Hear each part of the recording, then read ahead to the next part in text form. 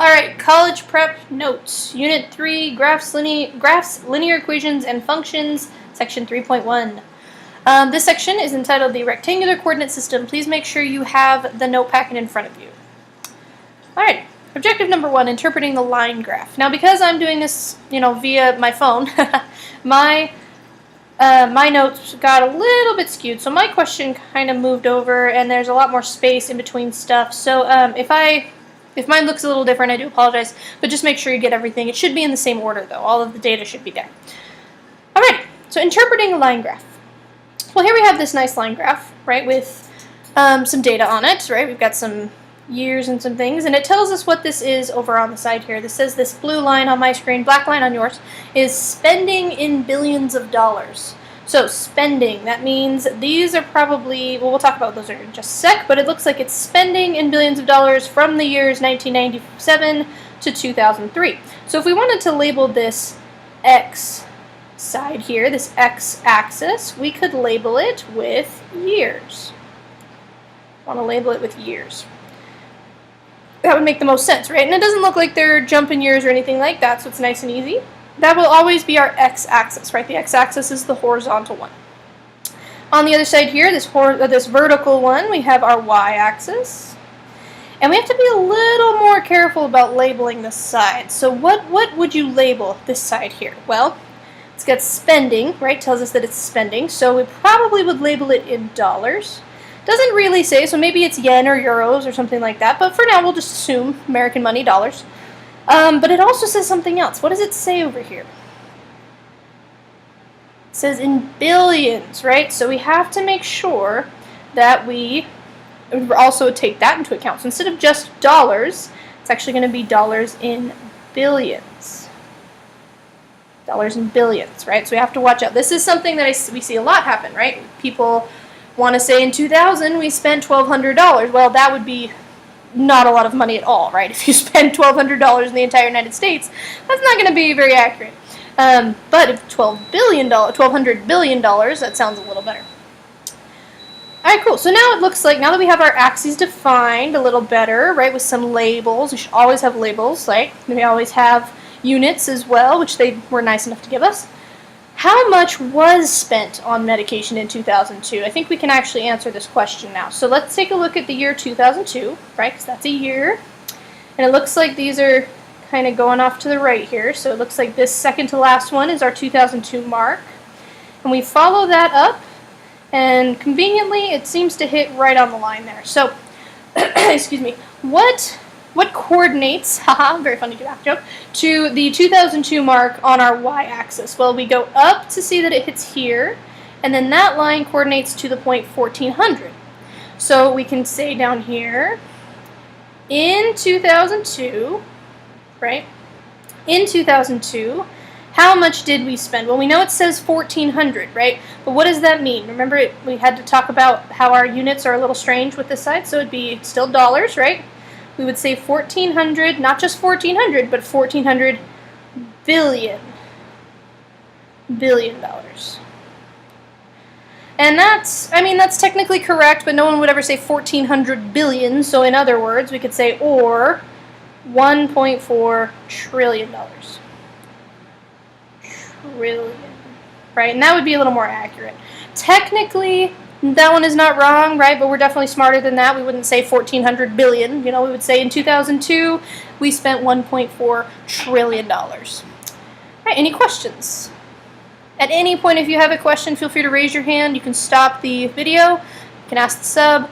I'm always going to pause a little while so that you can ask those questions in case. But please make sure you do ask questions as we come along. Alrighty, so now if instead of wanting to write this in words, what if we wanted to write it as an ordered pair? Now remember, an ordered pair is a set of parentheses, and it always goes x comma y. So the first value here would be our x value. Excuse me. For this question here, well, our x value was 2002, right? That's the year that these guys wanted. Let's do a different color. That's the year that these guys wanted to know about, right? 2002. So our x-coordinate is going to be 2002. And you know what? I'm actually going to erase this just to make it a little bigger. You don't have to. It's totally fine. And so our x-coordinate would be 2002. What would our y-coordinate then be? What would our y-coordinate then be? What was the answer that we found? Now careful, it was not 1.4. We had to find that, right? We had to convert that a little bit. So it's actually going to be straight off the graph 1400. That would be our y-coordinate. And so the answer as coordinate form to this would be 2002, 1400. And then you can interpret that as in 2002, 1400 billion or 1.4 trillion. All right, any questions? Awesome, then let's move on. In case you were wondering, this graph was created by a guy named Rene Descartes. No, I don't mean this actual one about spending $1 billion in 2002. I mean the whole concept in general of putting points on a graph, putting points on a coordinate plane to sort of represent the data, right? It's invented about the 17th century. I wrote about 25-page paper on him, so if you're ever curious about him, let me know. But yeah, we were doing math long before this coordinate system ever came about, so it was a revolutionary concept, very cool idea. And that's kind of where most of the business comes from nowadays, is being able to put things on graphs. Alrighty, let's talk a little more about those ordered pairs, right? So we're going to plot ordered pairs now, or take plotted ordered pairs and actually find their coordinates. Just remember that an ordered pair is x comma y, always, always, always. Make sure you like triple underline that. And it may be thinking, wow, that's like really easy concept, like maybe I should transfer out of this class, but you'd be surprised.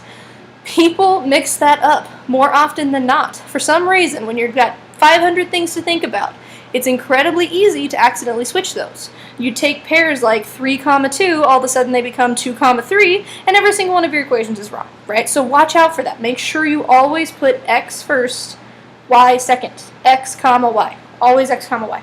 And they don't have to be whole numbers. They could be negative. They could be 6.7, 9.4. You could have fractions. You could have decimals. You could have complex numbers. You have all sorts of things as ordered pairs, right? And it changes your graph a little bit, but you can have anything you want as long as it's always the first value is on your horizontal plane, the second one is on your vertical plane, right? So you've probably seen stuff like that before. Alrighty. When you stick points on a graph, the classic 4-coordinate graph here, the one we have here, is, the 4-quadrant graph. We call these quadrants. So the 4 sections to a graph is called a quadrant. The first one, we always start with the positive, the nice easy one you've seen since middle school, right? So we've got, or even before, probably like 5th grade, got nice 1, 2, 3, 4, 5, 6, 7, 8, 9 on the x-axis, 1, 2, 3, 4, 5, 6, 7, 8, 9, 10 on the y-axis, all positive, all pretty, right? We call that quadrant 1. And then you go around counterclockwise. So you head over to the negative positive side first, and then you go down to the negative side, and then you have the positive negative side. So you go counterclockwise around as you label them. So we've got quadrant 1, quadrant 2, quadrant 3, and quadrant 4. Alrighty. And yes, we use Roman numerals for those. We don't use numbers because that can get very confusing, right? If you've got, all these numbers on the x-axis, and then you're trying to label, 1, 2, 3, 4, 5, and then 1, 2, 3, 4. Well, that's incredibly confusing. So we use Roman numerals: I, 2 I's, 3 I's, and IV, right? Hopefully you know a little bit about Roman numerals. If not, you can review them. Alrighty, so let's take a look at some coordinate pairs that were on this graph here. We have one from one labeled A, pardon me. And he appears right here in quadrant 1.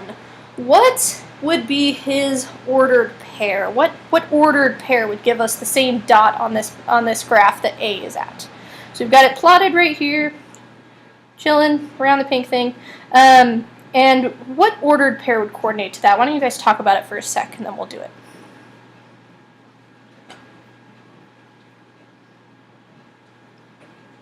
Alrighty, so remember, we always go x, y. So the first thing we'd want to do is check out how far over it is, right? So x is always over, either over to the right or over to the left. Here it seems it's over to the positive side.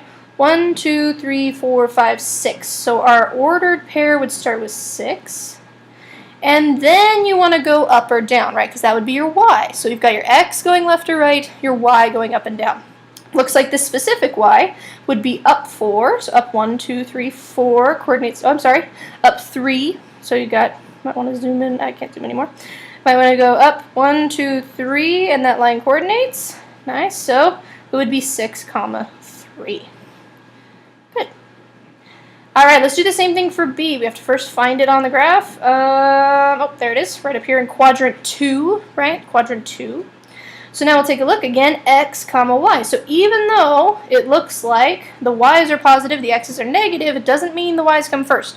Always start with x. So it looks like it's back about 8, right? We can kind of draw a line down if we need to see. So back 8 and up 7. So this coordinate pair would be back 8, down 8. So negative 8, comma 7.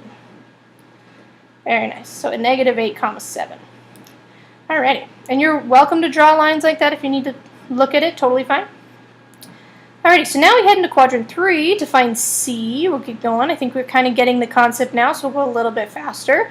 But let's use a different color so we can see what this one is. Alright, so the C is right there. So again, we start with x. Looks like it went back 3 and down 5. So back 3, down 5. So negative 3, negative 5. Alrighty, so those are both negative, right, because it's in the third quadrant. And then in the fourth quadrant, I don't know if you kind of can see it because it got all squished up by that arrow there.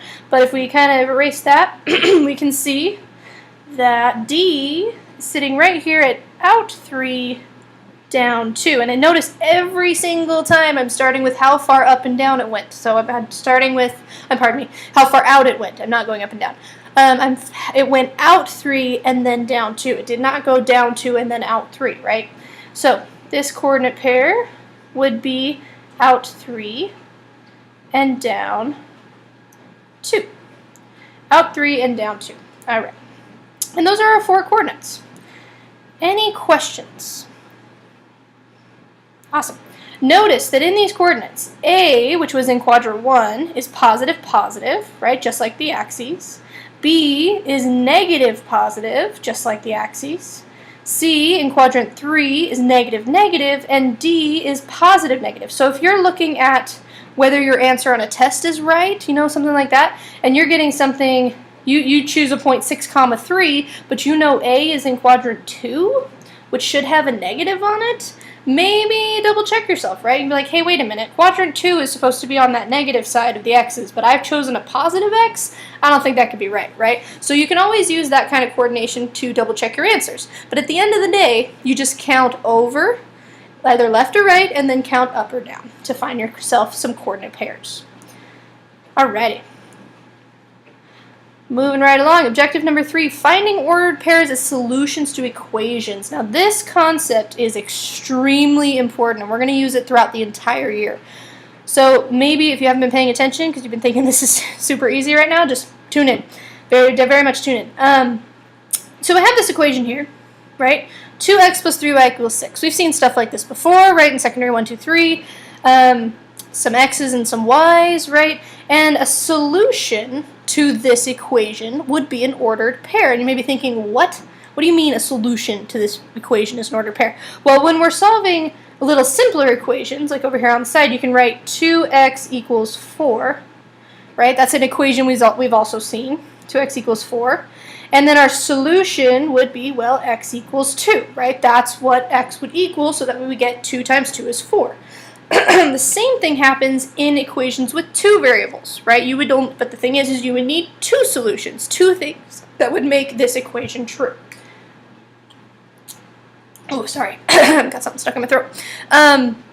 So for these, you would need an ordered pair. You would need 2 numbers that you could stick in, one for x, one for y, that would make something true, right? So here, we would need an ordered pair. Basically, in this section, all we have to do is double check that that a pair is a solution, right? So here, if I had a smaller equation, like 3x equals, 4, and I said x equaled 2, well, you would all yell at me because 3 times 2 does not equal 4, right? So I would say this is not a solution, right? We're going to do the same thing with the ordered pairs.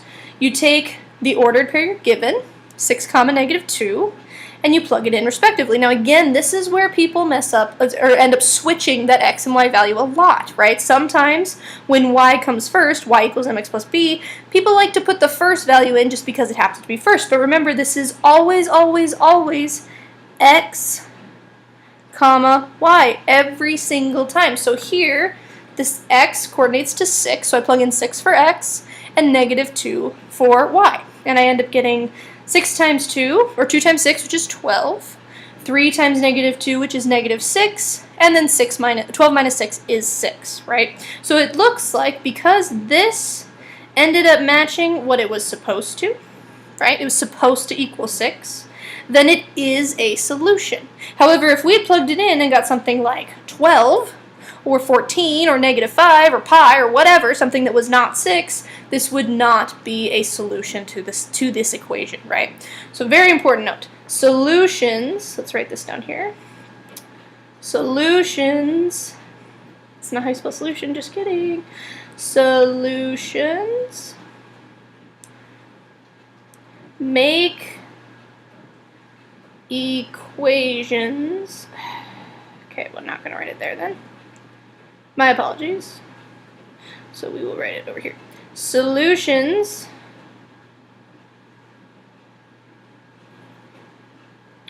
this is being difficult.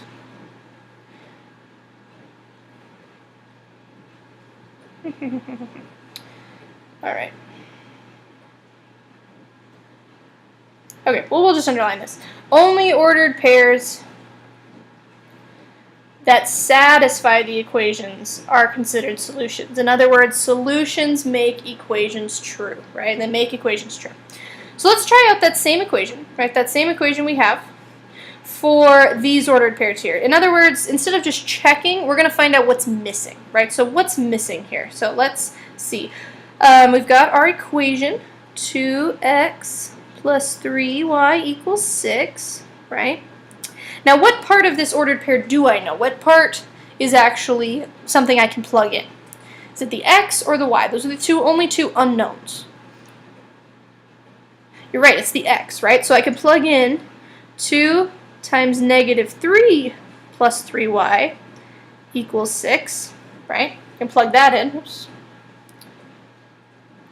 And then I can kind of simplify this a little bit, right? So now I don't want to plug that in for y. I don't know y. So if I wanted to maybe even make my life a little easier, I can just write myself in. Okay, the y is the one I'm looking for, right? All right, so what is 2 times -3? Well, that's -6 plus 3y is equal to 6, right? It's equal to 6. Okay, whatever. And then we can go over here. I can add 6 to both sides, right? Add 6, add 6. I get 3y is equal to 12. And then what happens when I divide by 3? What do I get that y is equal to? That's right, y is equal to 4. So in this case, in order to make this coordinate pair an actual solution, right, something that would make the equation true, our ordered pair would, no, not lime green, that's horrible color, would be -3, 4. That's the only ordered pair that would give us a true statement. All right, let's try it again. So I've got this one now. Oops. Clean it up a little bit. Something comma -4. Now be careful. The last one ended in 4, but that doesn't mean it's the same problem, right? This one's a -4. So now I need to figure out what x would give me an actual coordinate pair. So we can do the same thing. This time I don't want to plug into x. What do I want to plug into? Right, I want to plug into y. I know that y equals -4, right? So I'm going to plug in that y. I have my original equation, 2x plus 3y equals 6. And what I do know is that x equals -4, so 2x plus 3 times -4 equals 6. And then I can go ahead and solve, right? So 2x times, well, that's not going to stay a whole bunch of numbers. I'm going to change it to -12 equals 6. And then I can kind of add 12 to both sides, right? Add 12, add 12. I can go over here. Okay, if I add 12 on this side, these two cancel. On that side, I get 18. So 2x equals 18. And then divide by 2. and I get x is equal to 9. So in order to make this coordinate a true solution, right, an actual solution to this equation, x would have to be 9 when y is negative 4, and that would be our solution. Okay. Any questions? Fabulous. All right, let's continue on. I believe we have two more concepts today, or in section 3.1. Graphing lines. Graphing lines using this form. Now this form is actually what we call standard form, where you have your x and y. Think alphabetical standard. So we can call this standard form. And that would be ax plus by equals c. And when I write stuff like that, don't panic. I'm not telling you there's now 5 different variables. A, b, and c are just numbers. And c are numbers, okay? They're just numbers. So things like down here, 2x plus 3y equals 6, or 5x plus 6y equals 9, or negative 6x plus 37y equals 145, right? It's all standard form. A, b, and c, it's just telling you they're all numbers, right? So don't panic when you see stuff like that. But anything in this format is what we call standard form, right? And again, it's written down here for you just in case. So ax plus by equals c, where a, b, c are numbers. And when you graph it, you can use these two things. These two things you probably have heard of before. Anyone know what they're called? These two special points here on this line. You probably know this one a lot more than the other one, because it's another form we're going to talk about a little later. But what are these points? What are they doing? I'll give you a hint. It's got the word intercept in it. That's right, they're the intercepts, the x and y intercepts. X, y intercepts. Remember, intercept means to cross, so it's the place where they cross the x and y axis, right? So this one would be our x, and this one would be our y. Oh, so not even true, just kidding. Take that back. This one, sorry, where it crosses the y-axis would be our y-intercept, and where it crosses the x-axis would be our x-intercept, right? And you can use those to graph the line. Any 2 points can actually be used to graph the line. So any 2 ordered pairs, right? Any 2. We could even go back up to the last problem. We could take these 2 points, plot them on the graph, and connect the dots, and that would give us the line on the graph, right? Alrighty, so now let's see if we can actually use these x and y intercepts to graph the equation below. So, x and y intercepts, talked about where they cross the graph. How would one find an x or y intercept? Well, that's an interesting question. Let's take a look at these. Let's take a look at this y-intercept here. This y-intercept, if, maybe erase some of the junk around it, what point is that? What ordered pair would that be? You're right, it's 2, 0, right? 2, 0. I'm sorry, no, it's not. Just kidding. It's 0, 2. 0, 2. It goes out nothing and up 2. You see, even I did it. I just mixed up an x and a y. And I've been doing this for like 25 years. Or, okay, 20 years. But still, it's very easy to do that, so watch out. So I went out nothing and up 2. That would be our y-intercept. Be the y-intercept. Over here, our x-intercept would be out 3 and, up nothing. So y 3, 0, right? That would be our x-intercepts. Notice that both of these have a 0 in them, right? And that's always the case. Your y-intercept will always be 0, a y value, right? Because it's supposed to be on the y-axis where you haven't gone out anything, right? So you haven't gone out left or right anything, it's just where it crosses on the y. So the x will always be 0. Kind of the same but reverse for the x-axis, right? How far did you go out when you haven't gone up or down anything? So the y will always be 0. So in order to find your x and y intercepts, and take a look down a little more, let y be 0 to find the x-intercept because we know we haven't gone up or down anything. And let x be 0 to find the y-intercept because we know we haven't gone out anything, right? So if we know that's going to happen, we can use it to find those intercepts. Just like in the last problem, right? Instead of let x be -3, we'll just let x be 0, right? In order to find the intercept. It's the same idea. You're finding a coordinate solution, you just want them to be 0. It's the exact same thing we just did. So again, this is probably a little off, but find the x and y intercept of this equation. So again, in standard form, 4x minus y equals -3. So let's start that. We need the x-intercept. Let's start with the x one. I'm sorry, let's start with the y one. No, let's start with the x. The x-intercept. Now, if I'm trying to find the x-intercept, what is supposed to be 0? That's right, the y-intercept. I'm sorry, the y, right? If the x-intercept is where it crosses on the x-axis, I don't want to go up or down anything, just because it's on the x-axis, the left to right. So I'm going to make y 0. So I need to find blank, comma, 0. That's my question, right? I need to find blank, comma, 0. So let's do that. Let's take our equation. 4y minus, oh, not even close, just kidding. 4x minus y equals -3.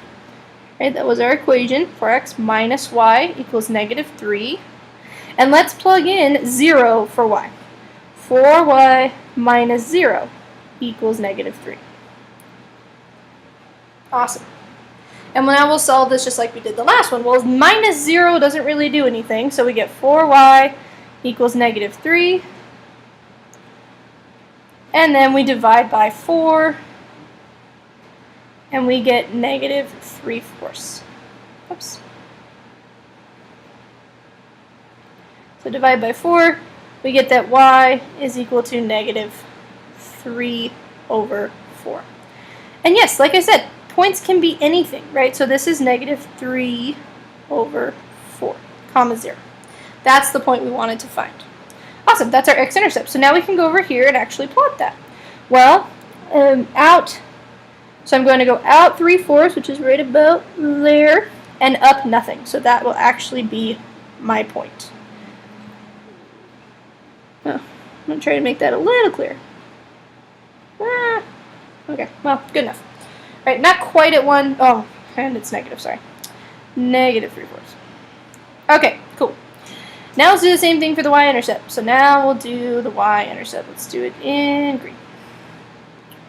The y-intercept, I'm going to abbreviate it a little bit because we are running out of room. So I will do y-int. Sometimes you'll see that. And it's the same idea. If I want to find out how far up it went, or down, right, up or down it went without going out, then I'm going to make the x 0. I'm not going to go out left or right, right? So I'm going to plug that in. Got my same equation. This time x is 0. Minus y equals -3. So I've made x 0. See how that works? Alright, cool. Now 4 times 0, that's just going to be 0, and that's going to go away. So I'm left with minus y is equal to -3. Divide by that minus, or divide by -1, you get y is equal to 3. So when x is 0, y is 3. Plug in a 3 there. Nice. And then we can go and graph it. Well, I go out nothing, right, and up 1, 2, 3.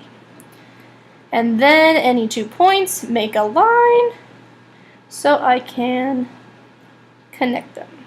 And I will try my best to do so. All right. And of course, I'd want to extend that line all the way across the graph and put some arrows on it so that I know that this line doesn't just go from the x and y intercepts, they go forever, right? It goes forever in both directions. Alrighty, questions on this problem? Awesome. So once again, to find the x and y intercepts, all you have to do is this. Make sure you box that for later when you're not sitting in math class, pour it out of your mind, right? You are at home trying to do your homework online and it's incredibly difficult and you can't remember. And then you look back at the notes and say, oh, right, that box. That's how I find the x and y intercepts. Okay, cool. So make sure that you've got that boxed, or you've got this example completely done, or you check out some of the notes on the internet. All right, last concept, I believe. Double check. Nope, just kidding. We got 2 more concepts. We're good, guys, though. Same, very, very similar. Very, very similar. Horizontal and vertical lines. The only thing about these is that their standard form is a little weird. It's a little different. Maybe you've seen these before. It's easiest to explain if we just go ahead and do them. So graph y equals 2. Well, what's the problem here? Well, the problem here is that there's no x part, right? Our standard form is ax plus by equals c, where here, there's no ax, right? There's not even an x. There's nothing, there's no x, well, there is a b is equal to 1, but there's no ax. It's like 0x plus by, plus 1y is equal to 2, right? So 0 here, right? It's a little strange, right? We haven't seen that before. This represents a horizontal equation, a horizontal line. Horizontal line. And think of it as there's no x, there's no left to right, so it's all of left and right. So when you don't see x, it's horizontal. It's very similar for the other one, but it's horizontal. And then just in case you forgot, horizontal goes this way. And then it's going to be horizontal at whatever y is equal to. So whatever y is equal to. Oops, let's do this. In this case, y equals 2, right? So what we're going to do is we're going to go up to y equals 2. We're going to draw a dot, right, for our y-intercept. Plug in x equals 0, you get y equals 2, right? And then we're just going to draw ourselves a horizontal line, going through all of the points where y equals 2. Alrighty, horizontal line, fabulous. Another way to think about this is that no matter what x is, right, no matter what x is, because these two are the same, because x equals 2 and 0x plus 1y equals 2, those are the exact same, right? Because those are the same things, no matter what you plug in for x, right, 2 for x, you get 2 times 0, okay, y equals 2. When you plug in 3 for x, 3 times 0. No matter what you plug in, that 0 part cancels the x out. So all the time, no matter what x is, whether it's here, or here, or here, or here, or in between, right? All of those give you y equals 2. So it's just kind of redundant to write 0x, right? Because no matter what, it pulls it out. So this is just the line where all of the y's equal 2, no matter what. Cool. Very, very similar in the next problem. We have x plus 1 equals 0. Now this one's slightly different because it doesn't have what? It has an x. This time it doesn't have a y, right? So it's not like one of these ones up here, 4x minus y equals negative 3. This is not a y value. We have to watch out for that. It's a constant, right? It doesn't have a y on it. So we have to fix this just a little bit. We've got to get our constants over to where c would be. So if we rewrite this, subtract 1 from both sides, you get x is equal to negative 1. And that looks even weirder, right? That's looking more or less, it's looking a little bit more like our standard form. In other words, we have 1x plus 0y is equal to negative 1, right? 1x plus 0y is equal to negative 1. But it has the same kind of problem as the last one. It has no y's this time. So this represents a vertical line. A vertical line. And in case you forgot, a vertical line goes up and down. So when you don't have a y, you have a lot of going up and down. When you don't have an x, you have a lot going side to side. In other words, the part that's missing is the way your line will appear. So if your y-axis goes up and down and you're missing y's, your line's going to go up and down. That's just a little trick I use. You're more than welcome not to use it, but that's basically how I remember it. So these represent vertical lines when you have no y's, 0 y's. And again, we plot the same way we did this. This is a vertical line at negative 1. Whatever that constant is, it's going to show you where to draw your vertical line. Now careful, this is x equals negative 1. So we're going to go to x being negative 1, which is right here, y being 0, right? Because all the y's are gone. There's no y's, right? And then we're going to draw that line through negative 1. All the x equals negative 1's. And again, we can think of this as no matter what y is, whether it's like 4 up here, or 0, or negative 4, or negative 15, or negative 1/2, no matter what, x is equal to negative 1, and that's why it's kind of redundant. Multiplying whatever the y is by 0 doesn't change the fact that x is negative 1, so that's just why they write it this way, to get you that vertical line. Alright, so one last time. Horizontal lines, I believe there's, nope, just kidding. Horizontal lines are y equals something. Vertical lines are where x equals something. Cool. All right, pause right here if you have any questions. All right, one last equation to graph here. Y plus x plus 2y equals 0. And I'm actually going to let you guys handle this. Graphs right here. I want you to try this out. Now, it's not one of your vertical ones, right, or your horizontals, because you've got both an x and a y. But use the y-intercepts. So use the x and y-intercepts to graph. Okay? So graph this out. I really want you guys to pause and try this on your own. In fact, I'm going to give you 5 seconds of dead air time to pause.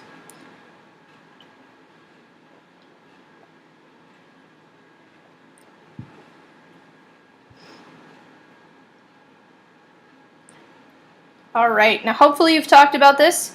Hopefully you've graphed it, right? You try it on your own. The worst thing you can do yourself is to just sit there and do nothing and expect me to do everything for you, because I guarantee you your homework's going to go from 30 minutes to 45 to an hour if you don't try in class, right? If you think you got it and you're great and then all of a sudden you're like, wait, that makes no sense to me.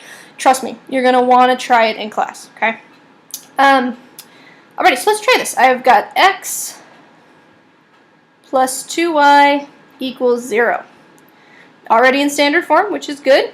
I need both my x and my y-intercept. So let's do purple for x. I don't know why I just like purple. X-intercept. And then we'll do green for y. Now, if I remember way back when I want to find my x-intercept, the point where it crosses on the x-axis, then my y has to be 0, right? Because my x-axis has not gone up and down. So I'm looking for the point, whoops, something, comma, 0. My y is 0. That's what I'm looking for. And in order to do that, I plug in 0 for y, since I know that is what I'm looking at. I know 0 is going to be y, or y is going to be 0, and so I can plug that part in. What's left is the x, right? And I can see what x would make that true. So now 0, 2 times 0, it cancels out, right? You get x equals 0. And wow, that was easy. I didn't even have to divide anything. So 0, comma 0 would be my x-intercept. Fabulous. All right, and we can go ahead and plot that. So here's my x-intercept, 0, comma 0. Now we'll do the same thing for y. I know that at my y-intercept, my x needs to be 0. I know it needs to look like this, right? I know that's what needs to happen. So I'll take my equation and I'll plug in 0 for y, or for x, pardon me. 0 plus 2y equals 0. All right, and then 0 plus something that doesn't really do anything, so I'm left with 2y is equal to 0. Divide by 2. Now, many of you probably stopped and said, hey, wait a minute. 0 dividing, I'm not, there's some rule there, I don't remember. Remember, it's okay to divide 0 by stuff, right? Take 0 things and split them up into many groups as you want. That's totally legal. You end up with 0 groups. But you can't take something and divide it by 0. That doesn't make any sense. You can't take 15 people and divide it by 0 groups. What do you mean? Do you putting them in one group? Like, are they disappearing? Like, what are you talking about here? So you can't divide by 0, but dividing stuff to 0 is actually okay. As long as 0 is on top, you're fine. So it looks like in this case, y is also equal to 0. And I can go plot it. Oh, hey, look. It looks like my x and y-intercept ended up being the same thing. That's awesome, right? So that means, if you can see, that means when I solve for the x, it's the same point as solving for the y. That would be great, but I need 2 points to solve this equation, right? So what am I going to do? I need 2 points to draw this line. At this point, if you realize that your x and y-intercept are exactly the same, well, then you can pick any other coordinate pair. Remember, there are millions. There's infinite solutions. Up here, there's like 4 right there, right? Or 3 that I highlighted right there that are solutions. Up here, way up at the top, when we did it earlier, we had some that had no zeros in them. There are an infinite number of solutions to these. We just have to find it. So let's pick any other value. I'm going to pick something nice and small. I'm going to pick something like 1, okay? So I'm going to do y is equal to 1. I'm going to pick y is equal to 1 as my other value, right? So this is because these were the same, I need to find a different point anywhere else on the graph, right? So y is equal to 1. In that case, I have x plus 2 instead of y times 1 is equal to 0. So now I've replaced in my original equation the y is equal to 1. Did you have to use y? No, you could use x is equal to 1. Did you have to use 1? No, you could use -1, 2, 5, whatever the heck you want, right? But I just figured something nice and smooth, something simple. So now 2 times 1 would give me 2. X plus 2 is equal to 0. Subtract 2 from both sides, and I get x is equal to -2. Alright, and so now I have the point when y is 1, x is -2, or -2, comma 1 is my other point. So I will take that, I'll go plot it over here, back to up 1.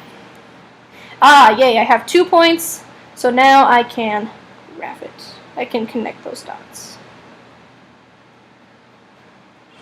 If you would like to use a ruler, that's great, but as long as you've got this work on this side here, I'm not going to be judging your artistic skills. Mine aren't that great either. So if your line ends up a little wonky, okay, you know, if it ends up going the other way, like, you know, like that, then that's probably not acceptable. But if you can just kind of make it so it at least touches the dot to make sure your work is over here, I'm not going to judge you by the straightness of your line.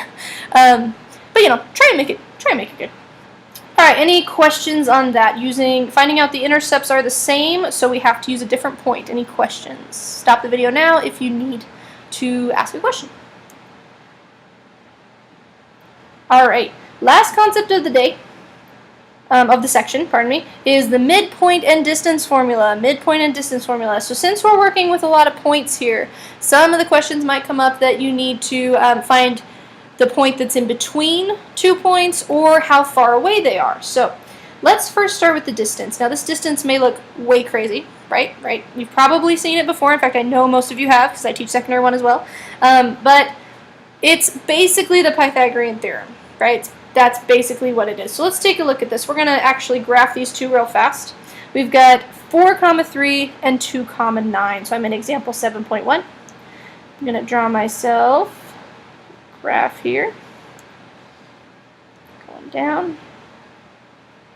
Since they're both positive, I'm going to keep it in the quadrant 1 zone, right? Remember that vocab word, quadrant 1. My x-axis, let's see, I need to go up to about 4, so I'll do 1, 2, 3, 4, 5, 6, 7, 8, 9, 10. I'll just do 10 on both sides since the biggest one's 10. And then 1, 2, 3, 4, 5, 6. Oops, that was horrible. I'll never do that again. Okay, 1, 2, 3, 4, 5, 6, 7, 8, 9, 10. Okay, so my first point, 4, 3, out 4, up 3 would be right about here. My second point, 2, up 9, would be right about there. Alrighty. And it looks like I want to find the distance between these, right? The distance between them. So I want to know how far is this distance? That's my question. Well, I can look at this one in 2 ways. I can just plug in straight to the distance formula, which we will do in a sec. Or I can look at it as kind of a counting kind of thing, right? So we've been counting all day, right? How far out, how far up. If I want to find the distance, let's just count how far out and then how far up, right? And let's see how much they are apart. So let's take a look at that. I'll do the out in pink. So it looks like here, from here to the 2, it goes over how many? So from 4 to 2, that went out, that went over 2, right? And then going up, it went from 3 to 9, or about 6. In fact, not about 6, it's exactly 6. That's how far out it went, how far up it went. Now we can use the Pythagorean theorem, which I believe many of you remember. Goes a squared plus b squared equals c squared, where a is the 2, b is the 6, and d is the c. So we've got 2 squared, purple, plus the 6 squared equals that d squared, right? Alright, and then I can just go ahead and simplify that. Well, 2 squared is 4, plus 6 squared is 36, is equal to d squared. And I've got 40 is equal to d squared. Now I don't want d squared, I want d, so I'll take the square root. and I get 40 is equal to D. That's one way to solve the problem. Alright, so that I can make a graph, I can check out those vertical and horizontal distances, and then I can plug it into Pythagorean theorem, right? 40, not 46. Anyways, the distance formula is actually the same thing. So if you don't want to go through the entire process of drawing a graph and having to use the Pythagorean theorem and then solve, you can just start by solving. So I'm going to draw a little like line going down here to show that this is a different way, and it's a more recommended way because it's you don't have to waste the time drawing a graph. You're more than welcome to do it that way if you prefer the Pythagorean theorem.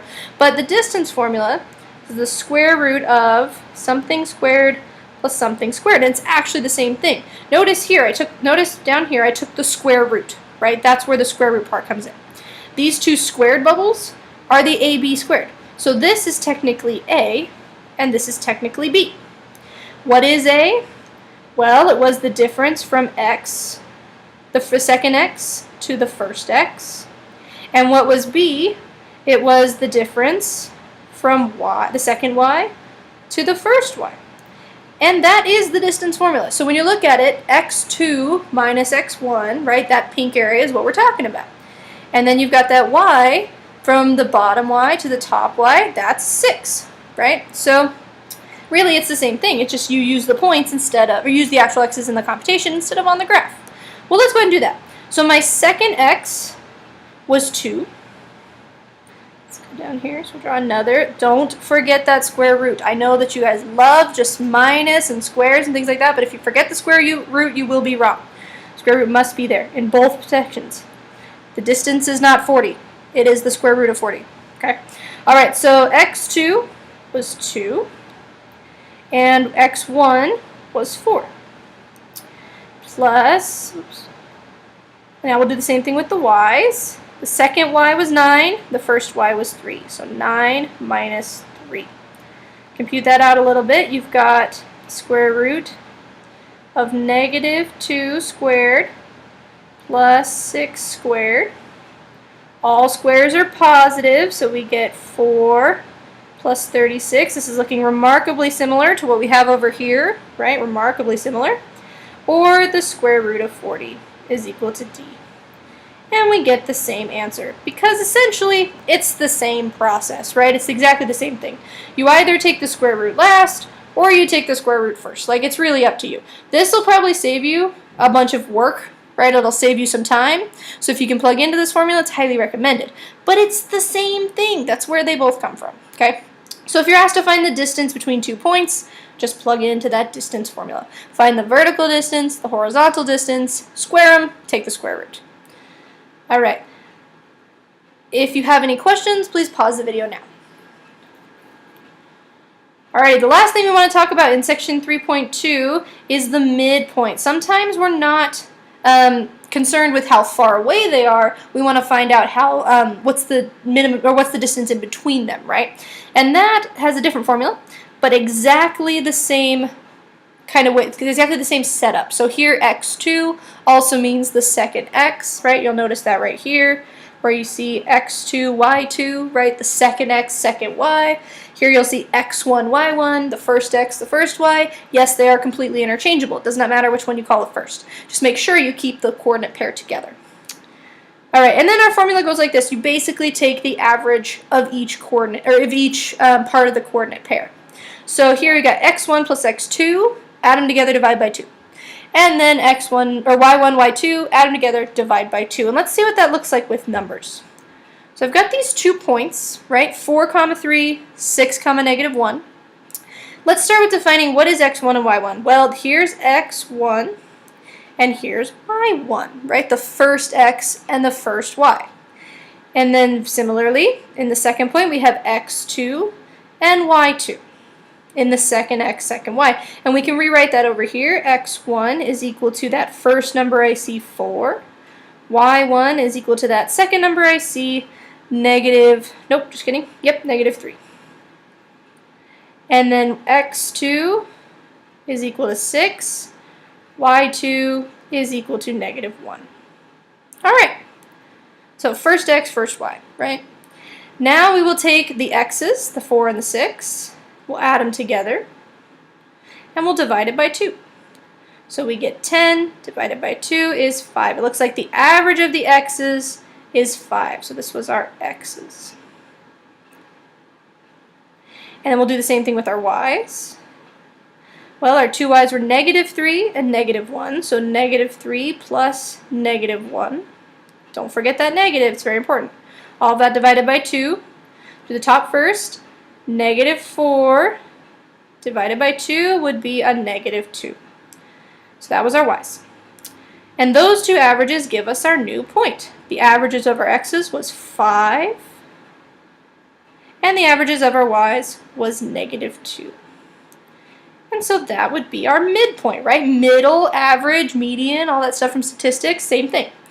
So we've got median would be, or sorry, our midpoint, whoops, midpoint would be 5, -2. That would be our midpoint. Alrighty. So just a quick summary of what we've done today, just in case you forgot, we'll go all the way back up the top. We have talked about how to read an equation, right? How to read a line graph. We've talked about how to plot an ordered pair. We've talked about what a solution to an equation is, right? It's an ordered pair that makes the equation true. We've talked about standard form. We've talked about finding the x and y intercepts in standard form to graph the line, right? To graph it on the graph. We did some examples of those. Find the x-intercept, you plug in y equals 0. to find the y-intercept, you plug in x equals 0. We've talked about horizontal and vertical lines. We talked about what to do if your x-y intercept are the same. And we've talked about distance and midpoint. All right. That was section 3.1. If you have any questions at all or you missed anything, feel free to rewind the video or ask the sub or email me if you have any questions.